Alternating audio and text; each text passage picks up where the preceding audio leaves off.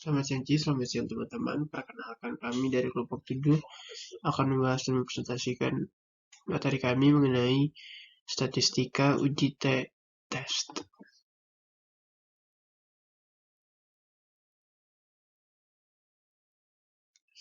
Sebelumnya, perkenalkan anggota tim kami dari kelompok 7 yang beranggotakan. Perkenalkan, nama saya Yeremia Gary Gibran Wibowo, NIM 2202 1101 0033. Perkenalkan, nama saya Fatiala Siman, NIM 220111010234. Perkenalkan, nama saya Jovan Mikael Popal, NIM 2202 1101 0291.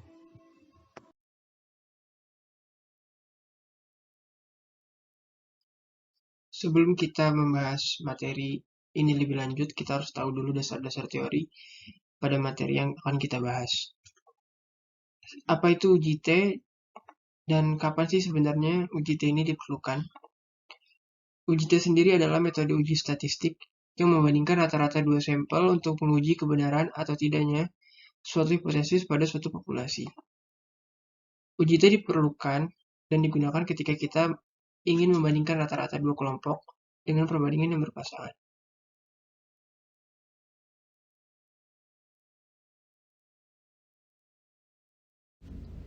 Menganalisis uji T.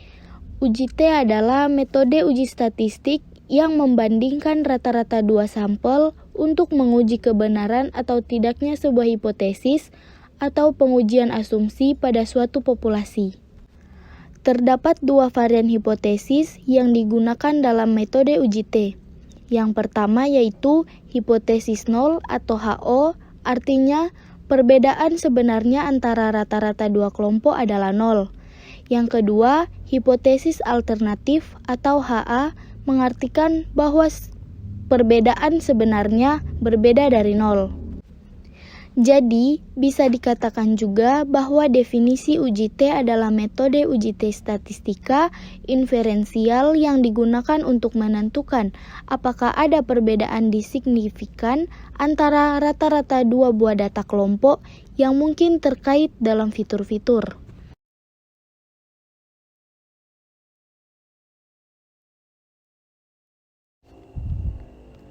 Penggunaan uji T. Metode uji T hanya bisa digunakan ketika ingin membandingkan rata-rata dua kelompok dengan perbandingan berpasangan. Sehingga, jika ternyata data yang ingin Anda bandingkan lebih dari dua kelompok, uji T tidak bisa Anda terapkan. Rumusnya adalah T sama dengan X bar 1 kurang X bar 2 per akar S kuadrat buka kurung 1 per N1 tambah 1 per N2 tutup kurung. Keterangan T sama dengan nilai T, X1 dan X2 sama dengan rata-rata dari dua kelompok yang dibandingkan, N1 dan N2 sama dengan jumlah pengamatan di masing-masing kelompok, S2 sama dengan kesalahan standar gabungan dari dua kelompok.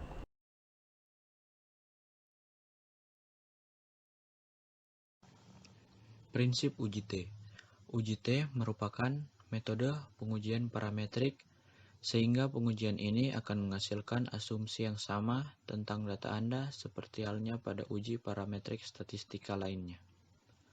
Uji T mengasumsikan data sesuai prinsip berikut ini. 1. Mandiri. Data bersifat independen. 2. Terdistribusi. Data kurang lebih akan terdistribusi normal. 3. Bersifat homogenitas. Jumlah varian pada uji T bernilai sama untuk tiap data kelompok.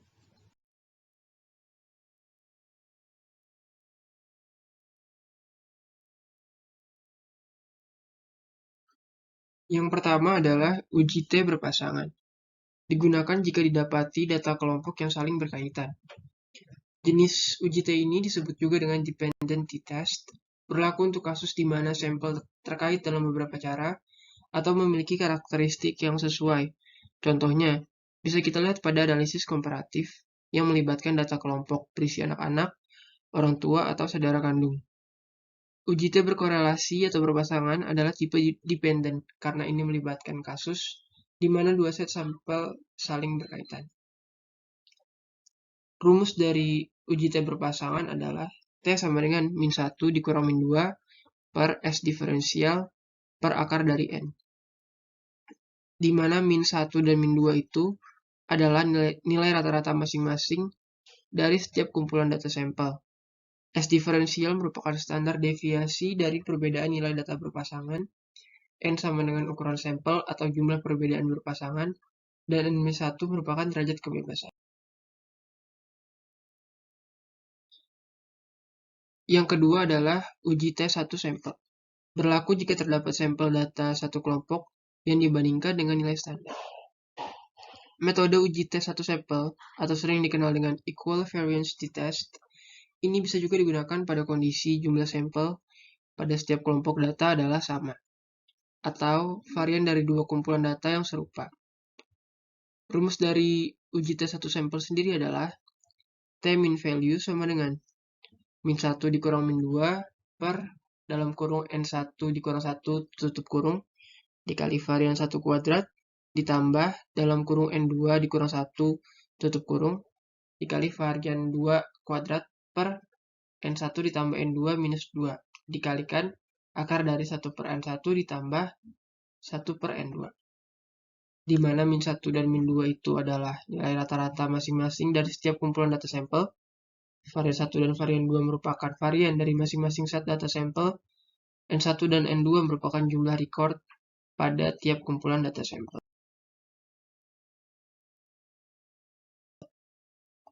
Yang ketiga, uji T independent. Digunakan jika kelompok berasal dari dua data populasi yang berbeda.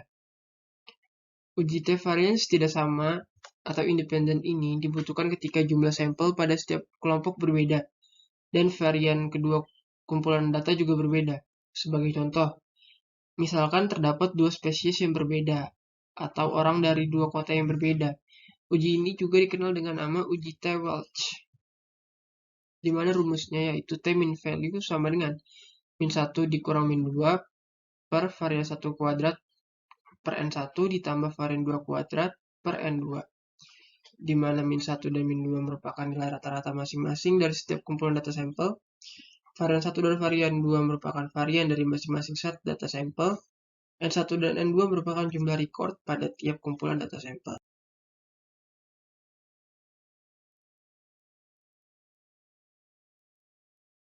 Kita masuk pada contoh soal yang pertama, yaitu contoh soal uji T1 sampel. Dinas Pendidikan Kabupaten Manado memiliki dugaan bahwa rata-rata kemampuan matematis siswa SMP di Manado lebih dari 75. Kemudian dilakukan penelitian pada 28 siswa dengan mendata nilai UN matematika siswa tersebut, sehingga diperoleh data seperti di atas. Ujilah dugaan Dinas Pendidikan Kota Manado tersebut pada taraf signifikasi 5% dengan mengasumsikan data berdistribusi normal. Lalu bagaimana cara menyelesaikan soal seperti ini? Cara yang pertama adalah kita membuat tabel. Yang kedua, kita merumuskan hipotesisnya. Kita menentukan T hitung, membuat kriteria keputusan, dan yang terakhir adalah membuat kesimpulan.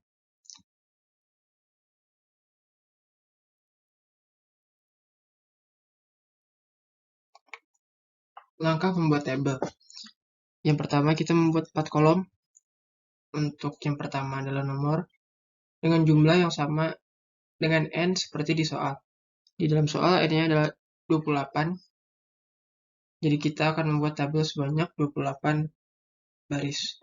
Lalu X didapati dari mana? X didapati dari soal yang diketahui. Lalu di kolom ketiga kita membuat nilai mutlak X min X bar yang hasilnya akan kita tulis di baris-baris berikutnya. Lalu di kolom keempat yang terakhir adalah nilai mutlak X min X bar kuadrat yang hasilnya akan dituliskan juga di baris berikutnya.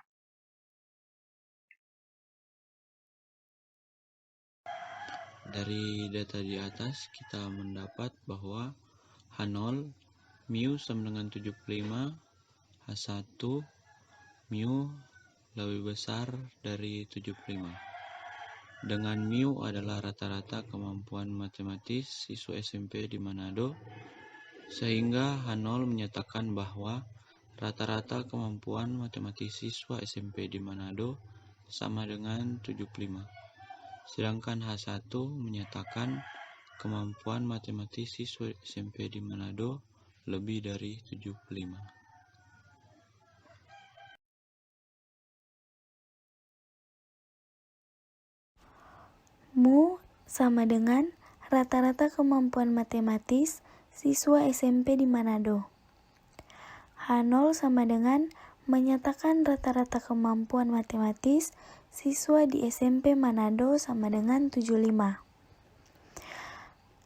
H1 sama dengan menyatakan rata-rata kemampuan matematis siswa SMP di Manado lebih dari 75. Misal, alfa sama dengan 5 karena pengujian satu arah, maka alfa sama dengan 0,5 dengan dB sama dengan N kurang 1 sama dengan 27. Nah, di sini diperoleh T tabel sama dengan T titik 05,27 sama dengan 1703. Karena pengujian pihak kanan, maka T tabel sama dengan 1703. Nah, sekarang kita lanjut untuk menentukan T hitung. Nah, jadi di sini di perumus itu T hitung sama dengan X kurang mu per S per akar N. Nah, jadi di sini 74.143 kurang 75 per 7.220 per akar 28 menghasilkan jumlah min 0,628. Nah, sekarang kita masuk ke kriteria pengambilan keputusan. H0 diterima ketika nilai mutlak kurang dari T tabel. Sebaliknya, H0 ditolak ketika nilai mutlak lebih dari T tabel, sehingga pada kasus ini H0 diterima karena nilai mutlak sama dengan 0,628 kurang dari 1,703 sama dengan T tabel. Nah, sekarang kita masuk kepada kesimpulan. Karena H0 diterima, maka dapat disimpulkan bahwa rata-rata kemampuan matematis siswa SMP di kota-kota Manado sama dengan 75.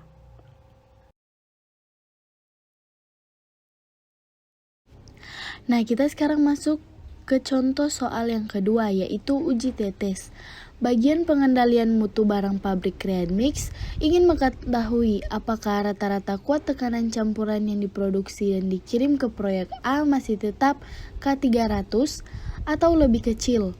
Diketahui simpangan kuat tekanan beton 25 MPa, sampel yang diambil 100 buah untuk diteliti dan diperoleh rata-rata mutu campuran 2,85 MPa. Apakah nilai tersebut masih dapat diterima sehingga mutu beton masih K300? Ujilah dengan taraf nyatanya 5%. Diketahui N-nya adalah 100, alpanya 5%, mu 0-nya adalah 30, sigmanya 25, dan X-nya adalah 28,75. Nah, kita masuk ke bagian A. Bagian ini adalah formula hipotesis. HO banding mu sama dengan 30, HA banding mu kurang dari 30. Nah, kita masuk ke B, yaitu taraf nyata dan nilai Z tabel. Alpha sama dengan 5%, Z 0,05 sama dengan min 1,64. Nah, kita masuk ke C. kriteria pengujiannya. HO diterima jika ZO lebih dari atau sama dengan min 1,64 dan HO diterima jika ZO kurang dari min 1,64. Nah, kita masuk ke bagian D, yaitu uji statistik. ZO sama dengan dalam kurung 27,85 kurang 30 tutup kurung per buka kurung 25 akar 100 tutup kurung sama dengan min 0,86. Maka ZO lebih dari 1,64 HO diterima. Kesimpulannya adalah, jadi mutu beton yang dihasilkan masih sesuai rencana sebesar K300.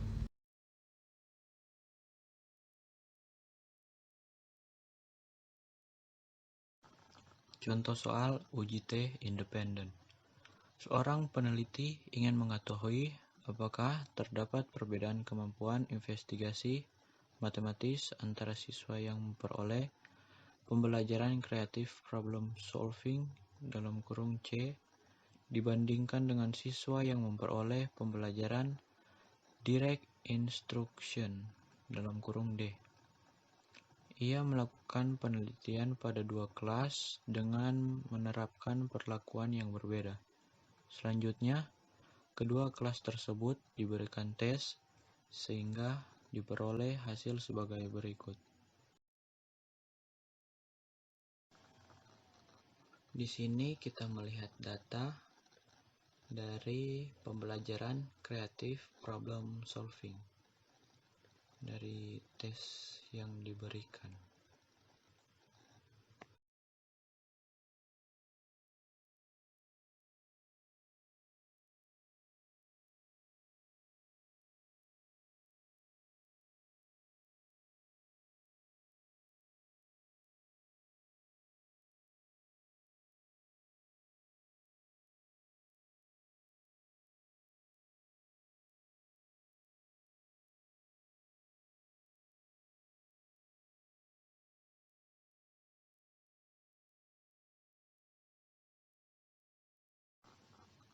Lanjut, ini adalah data dari pembelajaran direct instruction dari tes yang diberikan.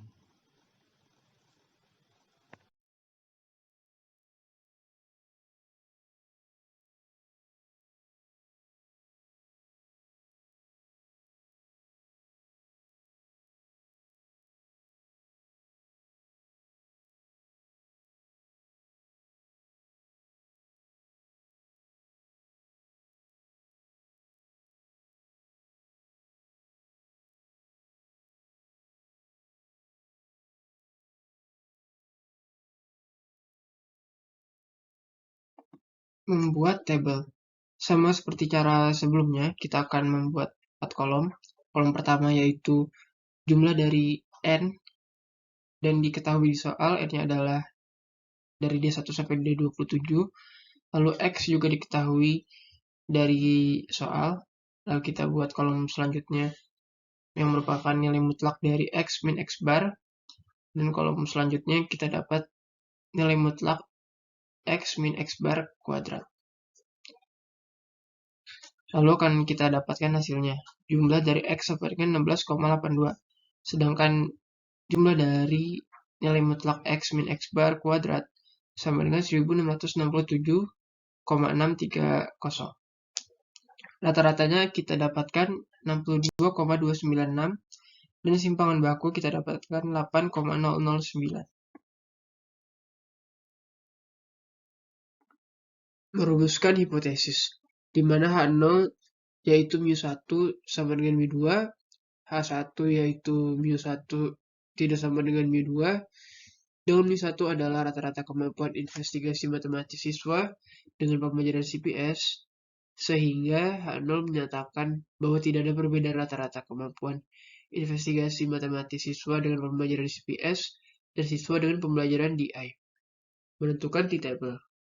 Misal, alfa sama dengan 5, karena pengujian dua sisi. Maka alfa sama dengan 0.025 dengan dB sama dengan N1 ditambah N2 minus 2 yang hasilnya kita dapatkan yaitu 55.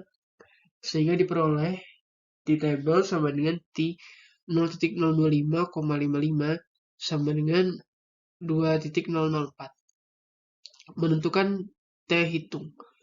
Dengan rumus yang telah disajikan sebelumnya, maka T hitung sama dengan X bar 1 dikurang X bar 2 per akar dari N1 minus 1 S kuadrat 1 ditambah N2 minus 1 S kuadrat 2 per N1 ditambah N2 minus 2 dikali dalam kurung 1 per N1 ditambah 1 per N2.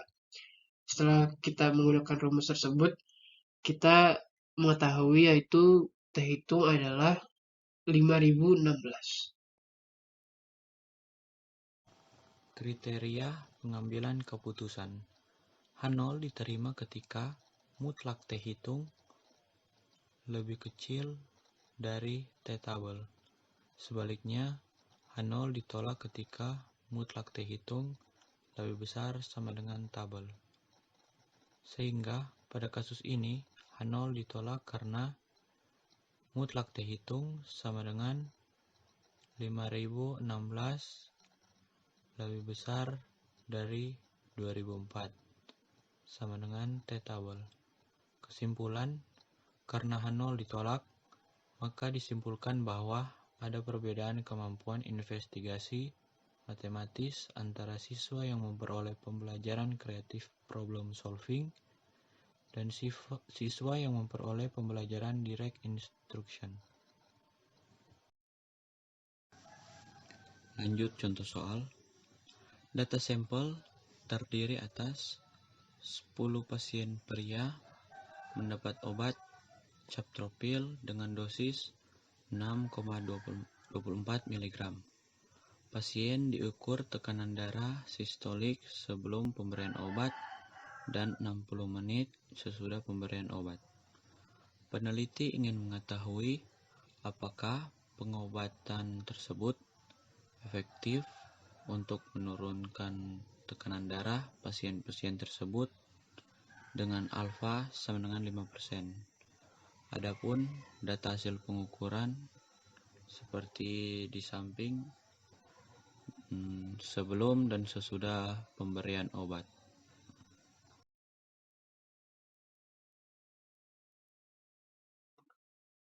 Dari soal yang telah diketahui sebelumnya, kita dapat membuat hipotesis. Yang pertama HO yaitu hasilnya sama dengan 0 atau tidak ada perbedaan tekanan darah sistolik pria antara sebelum dibandingkan sesudah dengan pemberian captopril. Lalu HA hasilnya tidak sama dengan 0. Dengan kata lain, ada perbedaan tekanan darah sistolik setelah diberikan captopril dibanding sebelum diberikan obat. Kita akan menguji statistik uji T dua sampel berpasangan atau uji T dependent. Dari perhitungannya kita peroleh hasil berikut. Lalu kita akan menemukan rata-ratanya juga S dan juga N. Setelah itu kita akan masuk ke rumus T sama dengan, lalu setelah kita mendapat hasilnya, kita akan membuat DF-nya sama dengan N-1, sama dengan 10 dikurang 1, yang hasilnya adalah 9.